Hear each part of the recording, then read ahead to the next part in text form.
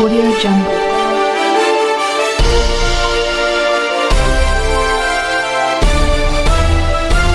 Audio Jungle. नमस्कार, मैं हूं सुरेश आचार्य। आपका K3 टीवी में स्वागत है। आइए देखते हैं आज के मुख्य समाचार।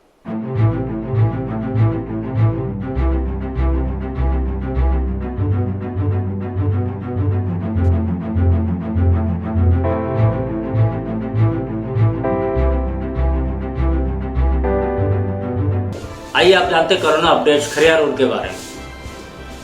26 तारीख को हमने जो लाइव आपको दिखाया उसमें आपको बताया था कि खरियार रोड के 6 वार्ड में 9 कोरोना पॉजिटिव पाए गए और वो संख्या बढ़कर अभी 18 तक पहुंच गई है।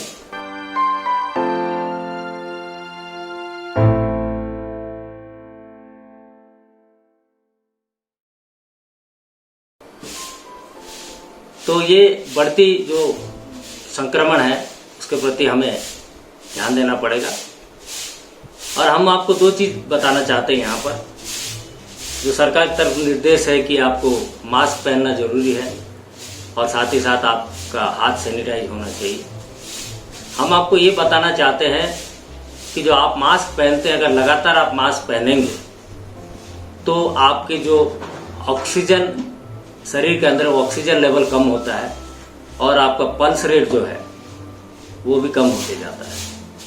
उसके लिए हमने एक डेमो किया है खुद अपने K3 टीवी की टीम के एक वॉलंटियर के साथ में, वो आपको दिखाएंगे। नमस्कार। कोरोना से बचने के लिए, कोरोना का संक्रमण से बचने के लिए सरकार ने 2 नियम बनाए हैं।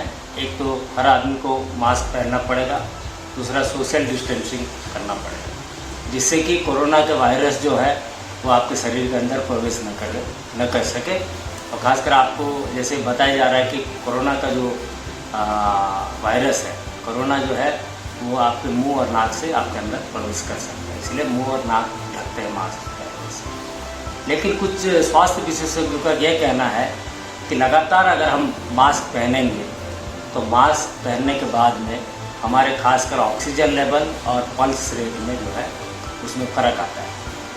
तो ऑक्सीजन लेवल जितना रहता है, ऑक्सीजन लेवल कुछ कम हो जाता है और पल्स रेट उस हिसाब से कम हो जाता है। तो आइए हम इसको एक्सपेरिमेंट करके देखते हैं सिर्फ 2 घंटे के लिए। हमारे साथ हैं अभिषेक जी, दिख रहा है अभिषेक जी। और अभिषेक जी ने अभी वॉलंटियर बनने की कोशिश किया। वो लगातार 2 घंटे मास्क पहनेंगे। मास्क पहनने के बाद हम देखिए सच्चाई को जानने की कोशिश करेंगे तो सही में इसमें ऑक्सीजन लेवल पर पल्स रेट पर कोई फ़र्क पड़ता है।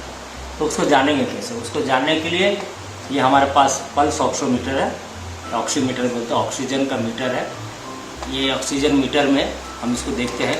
ये हमने खोला, ये हमने इसे चालू किया, ये ब्लैंक है। अब हम इसको व्यवहार करते हैं। आइए अभिषेक जी, आप अपना दीजिए।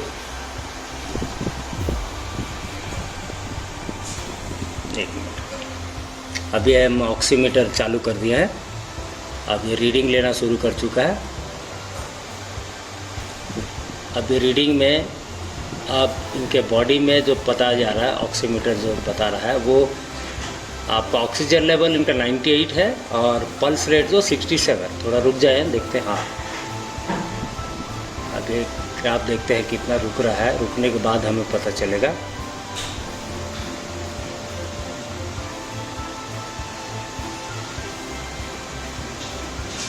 रीडिंग अभी भी जारी है।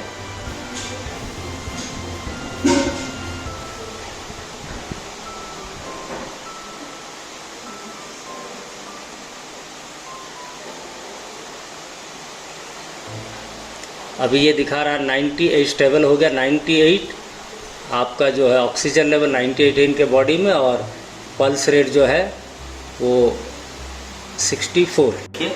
अभी हम अभिषेक जी को कहते हैं कि अब वो मास्क लगाएं। नॉर्मल मास्क है जो कि हम ये कॉटन का मास्क है, इस मास्क को लगाते हैं और ये टाइमिंग हम देखते हैं, लगाते ही हम टाइम देखते हैं।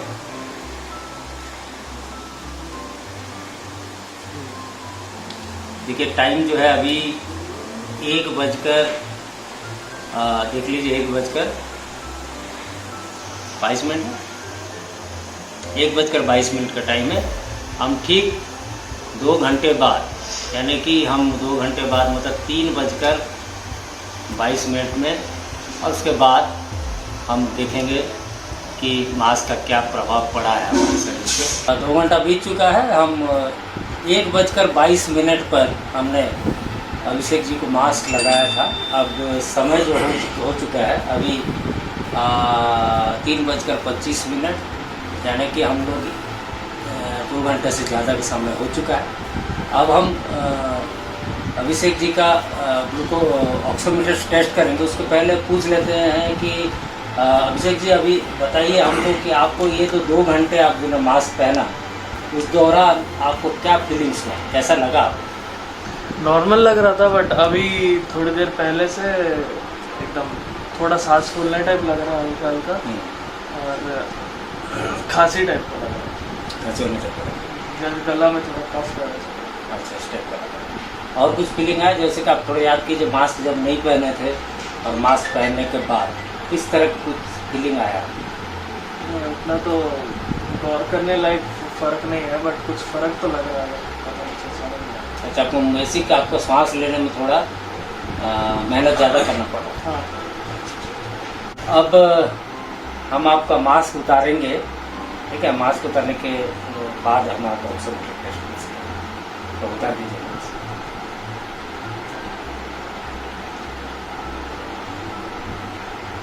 ठीक है, आप हम टेस्ट करके तो सांस ले लीजिए थोड़ा हल्का।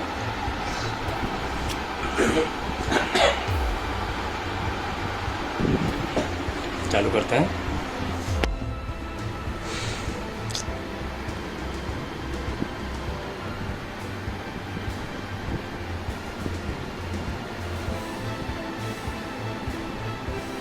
ठीक,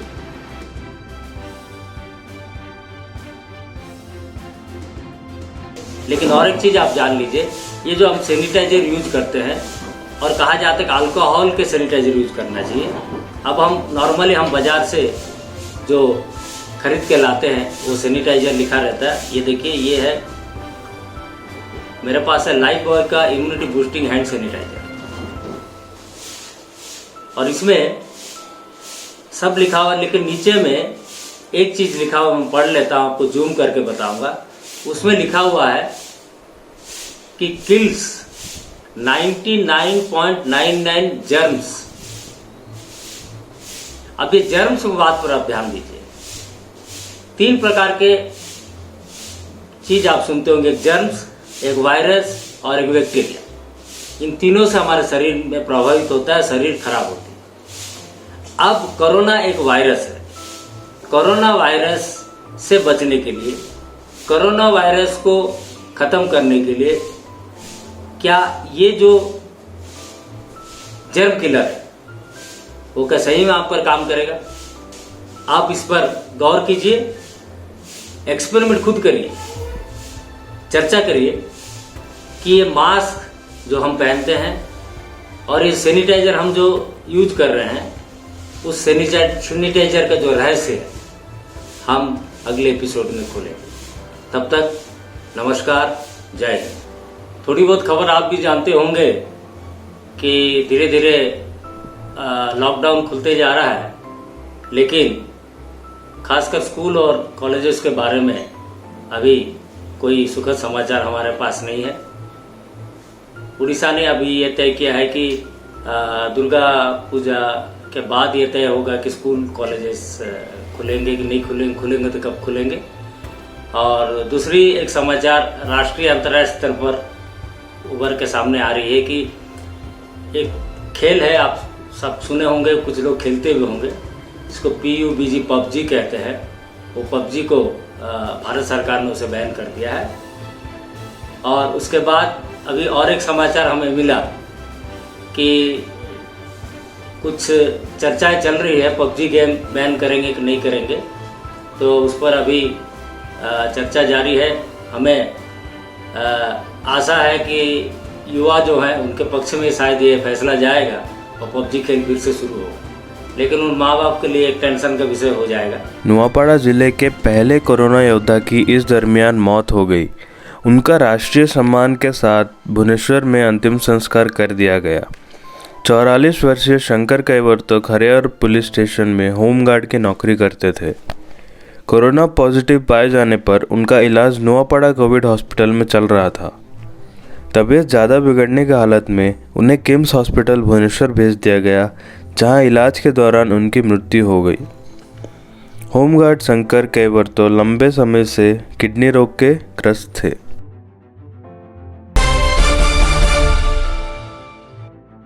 पिछले एपिसोड में हमने आपको 108 एम्बुलेंस जो है उसके बारे में जानकारी दी थी कि वो खराब पड़ा है बहुत दिन से, और कुछ दिन बाद हमने फिर देखा तो वो वहाँ से लापता हो गए। लापता होने के बाद हमने उसे खोजना शुरू किया और वो हमें मिल गए। खरियार रोड से 13 किलोमीटर दूर नुआपाड़ा एसपी कार्यालय के पास बंधन बैंक के सामने हमें वो लापता एम्बुलेंस मिला। ये बात बड़ी ही शर्मनाक है कि एक इमरजेंसी व्हीकल जो लोगों की जान बचाने के लिए काम में आती है, इतने दिनों से ख़राब पड़ी थी, और जब इस विषय में रोशनी डाली गई तो रिपेयर करने के बजाय उसे उस जगह से गायब कर दिया गया और लोगों की नज़रों से छिपाने की कोशिश की गई।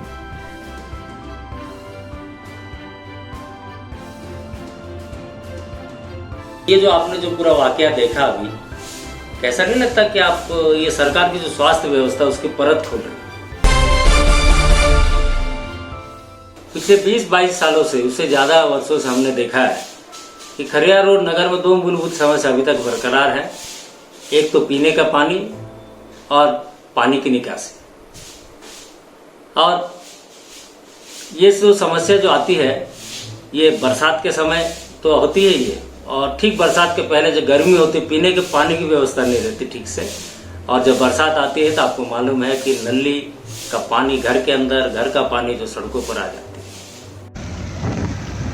K3 टीवी की टीम बरसात के समय खरियार रोड नगर परिक्रमा करने निकली तो ये दृश्य देखने मिला।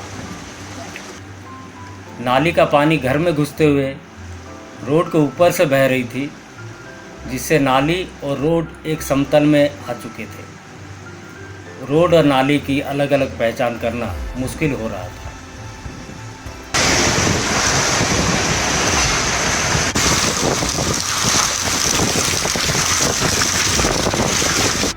बरसात रुकने के पश्चात वार्ड नंबर 8 चट्टान पड़ा जाने का मौका मिला।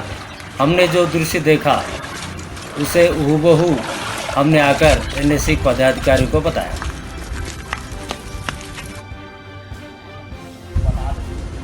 पेड़ में चढ़ के निकाल।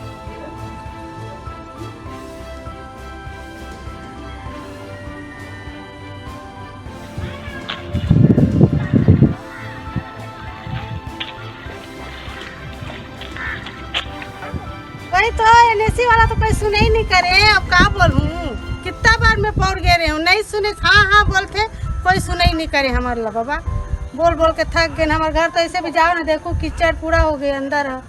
कितना बोलूं, पानी भर गए, अंदर भी भर गए। बाबू सुने ही नहीं करे। पत्थर वाला बताओ। हाँ, ये पत्थर भी नाली में डाल देते हैं। पूरा रोड ला खोद के पूरा नाली में डाल दी, चाहे इंसान मर जाए उसका घर डूब के, जैसे बना दे मरना दे। मैं 500 की 700 दे हूँ पूरा नली ला। मैं मोर लड़का से खोदवाऊँ, जमादार ला बुलाऊँ, 2 जन खोदवा रही हूँ। कोई नहीं सुने मोर गरीब के। भाई बहुत परेशान हो जाते मोला नली के बात में। कब से दिए हो कितना के बार के हूँ, और तो 4-5 के हूँ, नहीं सुने। क्या बोलते हाँ हैं? बोलते हैं, खाली हाँ बोलते हैं।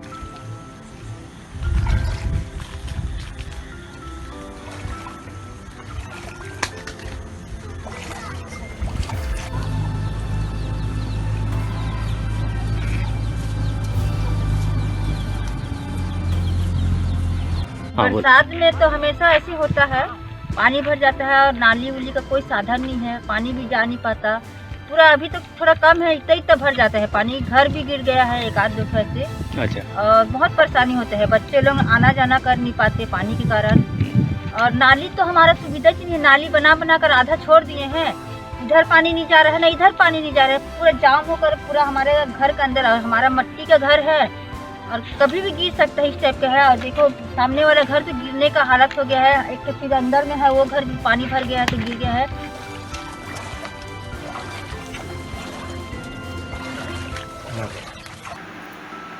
एनएससी की पदाधिकारी ने तुरंत कहा कि हम 8 नंबर वार्ड की समस्या का तुरंत समाधान कर देंगे।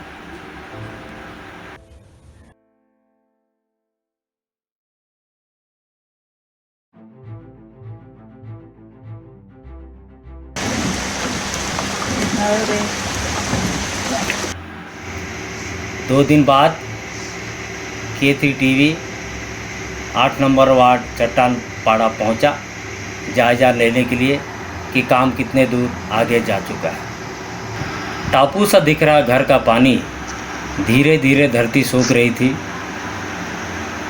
इसी बीच एक सीमेंट भरा ट्रक उधर से गुजरा और कुछ ही दिन पहले बनी हुई सीसी रोड की पोल खोल रही थी।